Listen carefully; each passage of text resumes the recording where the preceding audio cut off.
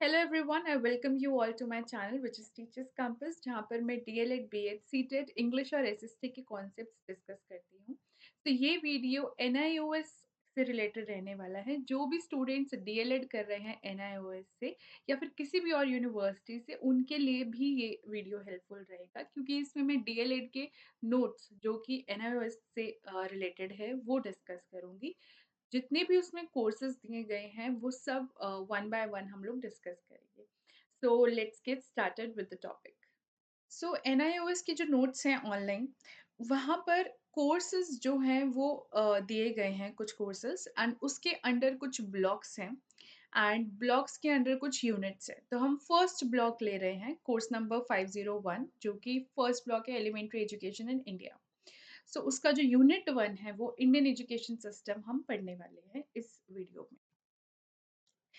पहले हम स्टार्ट कर लेते हैं एंशिएंट इंडियन एजुकेशन कि उस टाइम पर कैसे एजुकेशन को लिया जाता था, लोगों के क्या पर्सपेक्टिव थे उस टाइम पर, और एजुकेशन के अंदर कौन-कौन सी ऐसी चीज़ें आती थी। ठीक। First point says it is a process of self improvement from birth till death. तो इनके लिए जो एजुकेशन था वो क्या था? सेल्फ इम्प्रूवमेंट, कि खुद को कैसे इम्प्रूव करना है जब आपने जन्म लिया है, तब से लेके आपकी डेथ तक। देन प्राइमरी स्टेज पे education of living life, learning routine activities. तो प्राइमरी स्टेज मतलब जो बहुत ही बेसिक स्टेज पे हम कह सकते हैं कि एजुकेशन जो था उनके लिए, it is all about how you will live, कि उसका जो हमको एजुकेशन चाहिए होता है कि एजुकेशन ऑफ लिविंग लाइफ, कि कैसे जीनी है लाइफ, उसके बारे में बताते थे। Then learning routine activities. हम जो अपने डेली लाइफ में करते हैं, सपोज हम उठे हैं, फिर हमने अपना बेड साफ किया है और कंबल चादर तय करके रखे हैं, ये फिर उसके बाद कोई कोई जिम जाते हैं, कुछ योगा करते हैं एंड ऑल दीज थिंग, जो हमारी रूटीन एक्टिविटीज होती थी, ये भी एक एजुकेशन का पार्ट होता था। Then consider knowledge as third eye includes all affairs of life. इसमें क्या होता है कि वो लोग एजुकेशन या फिर नॉलेज को एक थर्ड आई कंसिडर करते हैं। Third I, like it is as important as your another eyes. Okay, so it includes all affairs of life. आपके सारे affairs, मतलब सपोज करो आपका, आप मेंटली कैसे हैं, आप फिजिकली कैसे हैं, आप क्रिटिकल थिंकिंग कर पाते हैं या नहीं कर पाते, सोशल इंटरेक्शन कैसा है आपका, आपका डेली रूटीन के बारे में क्या नॉलेज है, आपको हेल्थ के बारे में क्या नॉलेज है, ये सब मतलब ऑल एस्पेक्ट्स ऑफ लाइफ, जितने भी आपके लाइफ में एस्पेक्ट्स होते हैं वो सारे ये कवर करते हैं। Then according to our ancestors, हमारे पूर्वजों के according, correct insights developed by education increase the intelligence. So हमारा अगर कोई इंसान एजुकेटेड है, तो उसका जो देखने का नज़रिया है, जो कि उसने एजुकेशन से डेवलप करा है, उससे क्या होगा कि उसकी उसकी इंटेलिजेंस बढ़ेगी, क्योंकि वो पर्सन इंटेलिजेंट होगा।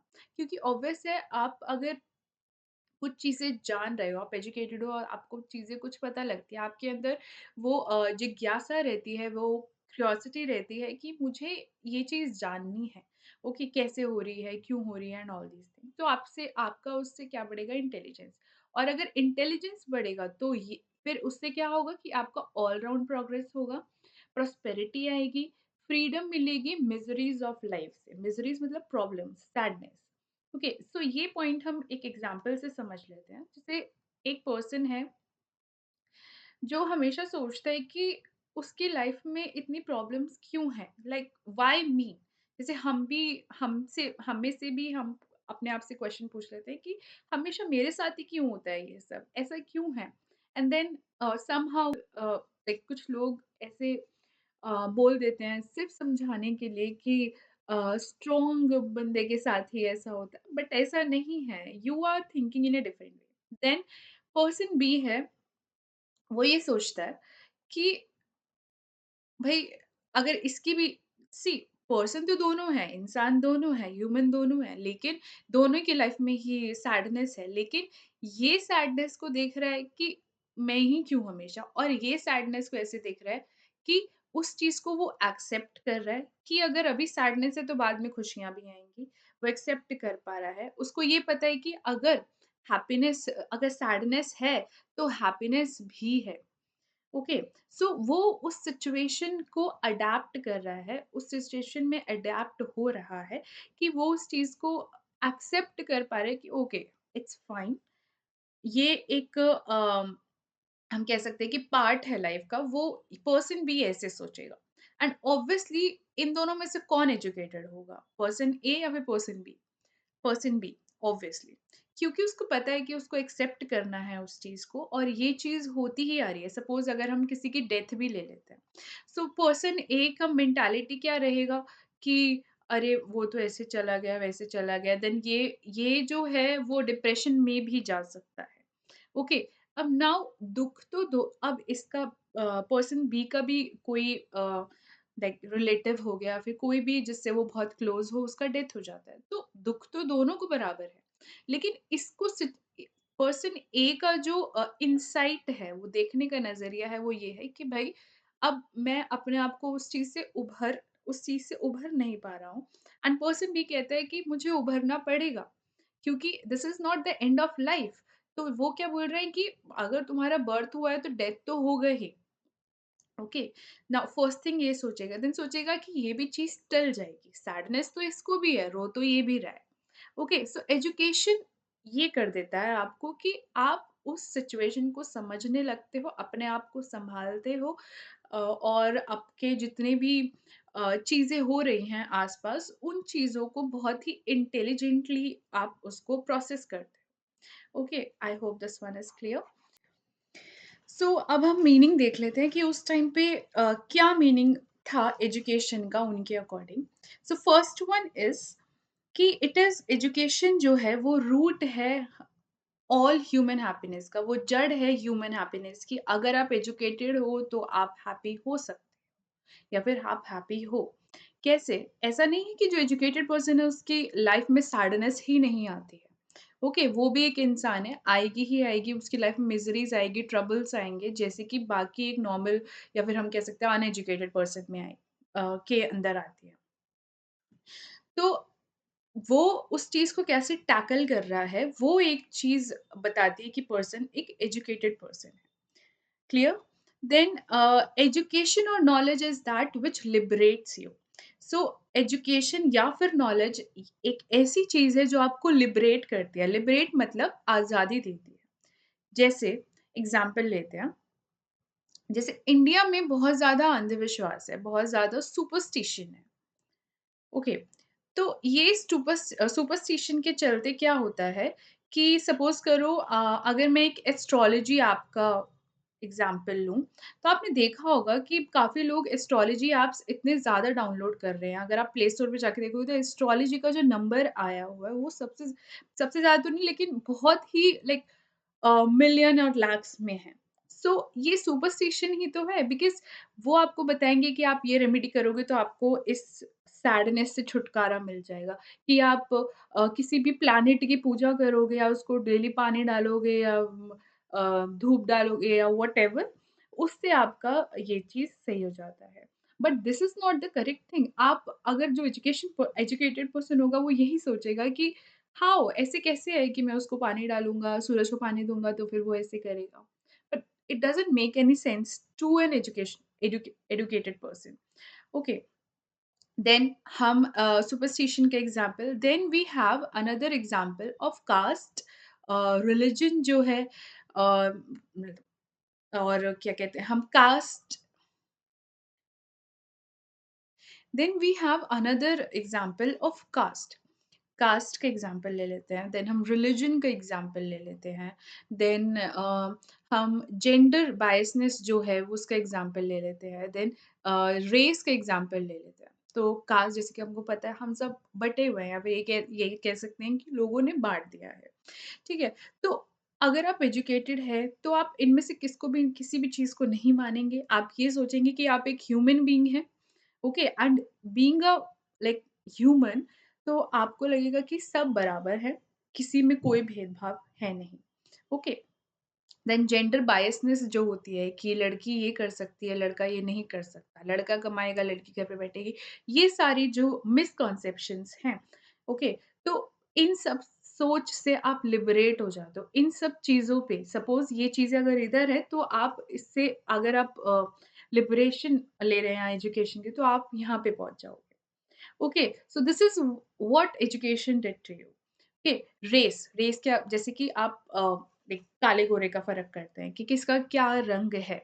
तो उससे आप उन सब चीज़ों से आप ऊपर उठ जाते हैं, अगर आप एजुकेटेड पर्सन हैं। And this meaning I totally agree with because I have seen people जो कि टीचर्स भी हैं, आईएएस, आईपीएस ऑफिसर्स हैं, एक बड़ी पोस्ट पे हैं, लेकिन स्टिल वो इन सब चीज़ों से बाहर नहीं आ पाते। सो आप उनको वैसे तो आप बोलेंगे कि वो एजुकेटेड हैं, but they are not because वो इन सब चीज़ों में अभी भी बिलीव करते हैं। ओके, और भी जैसे चीज़ें बहुत सारी चीज़ें हैं हमारी सोसाइटी में जो सही नहीं है। तो एजुकेशन जो है वो आपको इन सब चीज़ों से लिबरेट करता है, आज़ादी देता है। Then we have education brings humility, मतलब आप दूसरे पर्सन के लिए एक इमोशनल चीज़ हो जाती है आपकी। आप थोड़े से ये हो जाते हो कि okay, I know what to do with that person कि किसको कैसे ट्रीट करना है basically. Then without education one is no better than animal. So अगर हम देख लेते हैं कि इसको मैं इस वाले पॉइंट से कनेक्ट करती हूँ कि सपोज करो आपको किसी ने बताया है कि फलाने एनिमल को खिलाने के बाद आपका जो है बिजनेस में प्रॉफिट होने लगेगा। ओके, सो आप क्या कर रहे हैं कि ये डेली कुत्ते को या फिर किसी गाय को खाना खिला रहे हैं। ठीक है? तो खाना अगर आप खिला रहे हो, तो उसके पीछे आपका जो मोटिव है, वो ये है कि आपको बेनिफिट वो दे रहा है।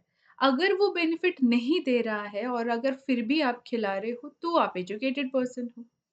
ओके, सो अब इस वाले पॉइंट पे आ जाते हैं, without education one is no better than animal. तो जो एनिमल है, वो तो अपनी लाइफ कैसे जी रहा है कि वो खा रहा है, ठीक है? फिर अपना लाइफ जैसे भी वो इधर-उधर घूम के, खा पी के बस दैट्स इट। नाउ जो इंसान है, इंसान अपने एजुकेशन को उसके पास दिमाग इसलिए दिया गया है कि वो उसको यूज़ कर सके, चीज़ें आगे क्या-क्या हो रही है उस चीज़ को क्वेश्चन कर सके। तो ये सारी चीज़ें अगर हम एनिमल्स के जैसे कर रहे हैं, तो हम में और एनिमल्स में कोई फ़र्क नहीं है। ओके, नाउ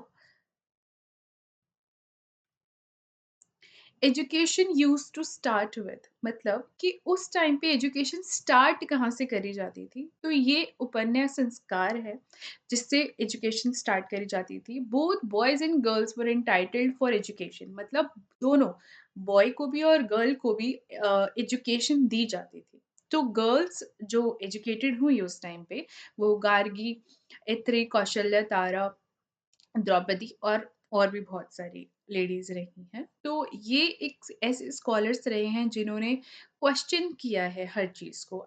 आपने अगर इनको कुछ बता दिया कि यहाँ पे ऐसे-ऐसे होता है हमारा सोसाइटी में, तो ऐसा नहीं है कि ये लोगों ने एक्सेप्ट कर लिया। इन लोगों ने क्वेश्चन पूछा है, that's why they are scholar कि अगर आप मुझे ये चीज़ बोल रहे हो, सो मतलब ये चीज़ कैसे सही है? और इसमें कोई ऐसा एरोगेंस या फिर ईगो नहीं आ जाता है।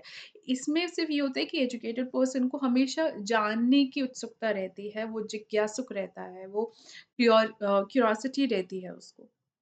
ओके, देन आ जाते हैं हम लोअर लेवल एजुकेशन पे कि एवरीडे मंडेन लाइफ एक्टिविटी उसमें होती हैं, सोशल सोशल इंटरेक्शन होता है कि मंडेन लाइफ एक्टिविटी मतलब जो हम डेली करते हैं which is not as important but वो भी एक एजुकेशन का पार्ट रहता है। एंड सोशल इंटरेक्शन जो कि बहुत बेसिक चीज़ है। सो सोशल इंटरेक्शन जैसे हम इसका एक एग्जांपल ले लेते हैं। जैसे एक स्टूडेंट है क्लास में, उसके बहुत अच्छे मार्क्स आ रहे हैं साइंस में, देन मैथ्स में, then SST and so on. ठीक है? लेकिन द मोमेंट वो बाहर जाता है एंड जाता या जाती है या बाहर जाते हैं तो उनको सोशली कैसे इंटरैक्ट करना है दे डोंट नो। ओके, कि कैसे आपको एक अनदर पर्सन से बात करनी है, वो अपने शेल में चले जाते हैं, वो डर जाते हैं। तो ऐसा नहीं है कि आप लोग सिर्फ़ इस पे फ़ोकस करोगे तो ही आप एजुकेटेड रहोगे। आपको सोशल इंटरेक्शन जैसे हमने पहले वाली स्लाइड में पढ़ा कि ऑल एस्पेक्ट्स ऑफ लाइफ़ आपको कवर करने होते हैं। क्लियर? देन हायर एजुकेशन की हम बात कर लेते हैं, तो इसमें सब्जेक्ट्स आ जाते हैं, जैसे history, mythology, mathematics, Veda, logic, polity, science of war, worship, fine arts etcetera. Okay, जो कि हम लाइक हम नाउ-डेज़ एजुकेशन जो है, ये सारे जितने भी सब्जेक्ट्स हैं, इन सब पे ज़्यादा फ़ोकस करके अब सोशल इंटरैक्शन पे कम फ़ोकस, या फिर जो हमने पहले एक्टिविटीज़ पढ़ी कि उन सब का एजुकेशन देना, उस सब पे कम फ़ोकस हो रहा है। The education was training of practical activities through practice for improved life, कि जो एजुकेशन है वो ट्रेनिंग होती थी प्रैक्टिकल एक्टिविटीज़ कि आप उसको प्रैक्टिकली करते थे ताकि आपकी लाइफ इम्प्रूव हो। Okay, then performing duties as son, son के बतौर अगर आप सन हैं, हस्बैंड हैं, फादर हैं और लाइक कोई भी अगर मेल फिगर रही हैं उस टाइम पे, उनकी 4 स्टेजेस पे कुछ ड्यूटीज़ होती थी। जैसे ब्रह्मचर्य श्रम, गृहस्थ श्रम, वानप्रस्थ श्रम, देन संन्यास श्रम। सो ब्रह्मचार्य श्रम क्या होता है? लर्निंग ऑब्जर्विंग सेलिबेसी, मतलब अगर आप जो सेलिबेसी इज़ शादी से पहले जब आप होते हैं, which is bachelors only for boys. Then ग गृहस्थ श्रम मतलब मैरिड लाइफ, वानप्रस्थ श्रम is retired life, and last में रिनंसिएशन जब आप संन्यास ले लेते हैं। तो ये वाला जो पॉइंट है, ये बेसिकली मॉन्क्स के लिए हैं, जो मॉन्क्स होते हैं या फिर जो बुद्धिज़्म में को फ़ॉलो करते हैं, वो उनमें से कुछ लोग संन्यास लास्ट में लेते हैं। अदरवाइज़ मेनली या फिर most of the people retired life के बाद, लाइक इनके बाद उसका डेथ हो जाती है।